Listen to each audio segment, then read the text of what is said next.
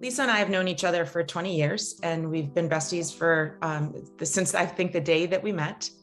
And we know everything about each other, for better or for worse.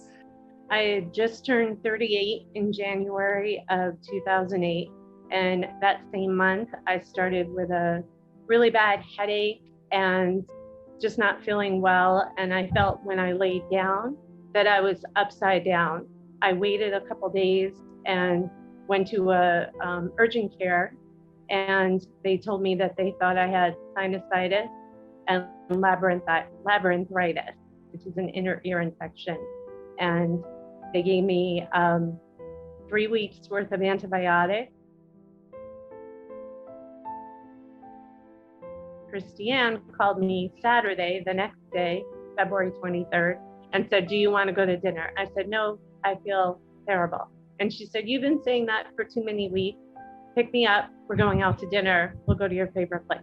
I never pick up the phone to call my family, but I called my parents and left them a message. They didn't pick up. And I said, "I just want to say I love you guys and goodbye."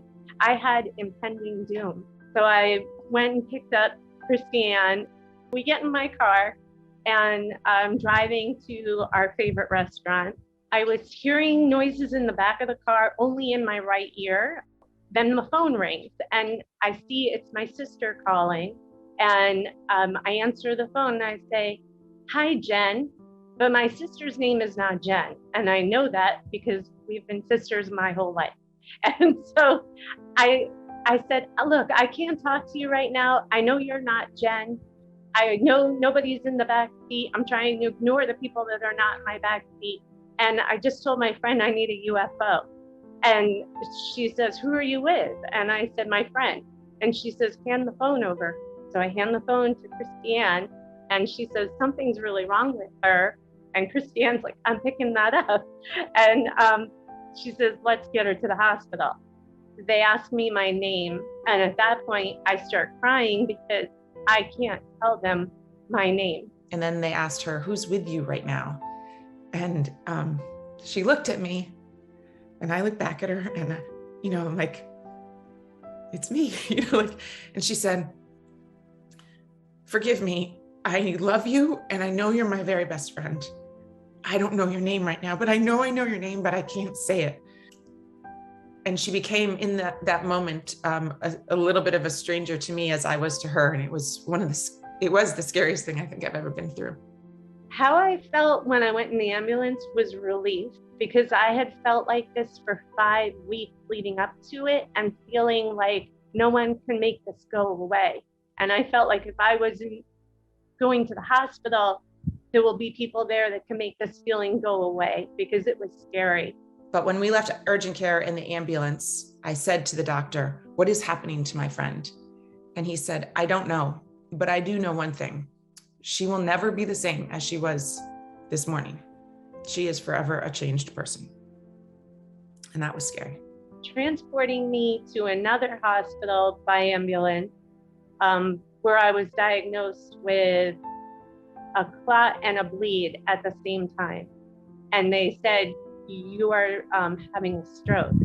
And I looked behind me to see who they're talking to, because I don't have one side of my face drooping and paralyzed. And I'm young, and I didn't feel like that could be me.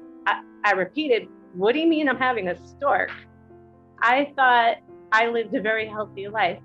I was going through a divorce. It was very stressful. But other than that, I had no risk factors, none.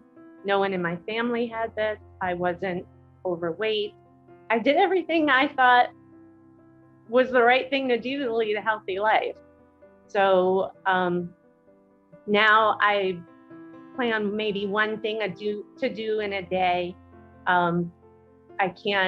I don't have the stamina that I used to have. I have problems with multitasking. I have problems with concentration. I still have problems with aphasia on occasion. And the beautiful thing that Lisa has right now is she's surrounded by her family. She moved after her stroke, which is very sad for me, but wonderful for her and her family. She's surrounded by wonderful family and friends in Florida. She has an amazing partner who she has had for many, many years. Soon after she moved to Florida, they met. And they have an awesome life together. They kayak and they paddleboard and they scuba dive and snorkel, and they do so many amazing life-fulfilling things that really charges Lisa. So I play the piano still, I paint, and I enjoy what life still offers me. And I make the best of my situation. So if you feel that something isn't right, trust your heart and know that maybe something really isn't right. And if people tell you that they don't believe you, go to somebody else and find someone who does, because you know your own body and you know how you normally feel. And when something is impending doom, get thee to a hospital.